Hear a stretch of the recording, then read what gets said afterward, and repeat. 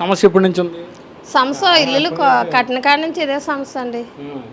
ఇల్లులు కట్టిన కాడ నుంచి కొత్త ఇల్లులు అప్పుడు కూడా అసలు వాటర్ ఎటు నుంచి ఎటు వస్తుందో కూడా తెలియట్లేదు. పైపులు గోడలు లేకు ఉన్నాయి, స్విచ్ బోర్డులో పడి కూడా వచ్చేస్తుంది వాటర్.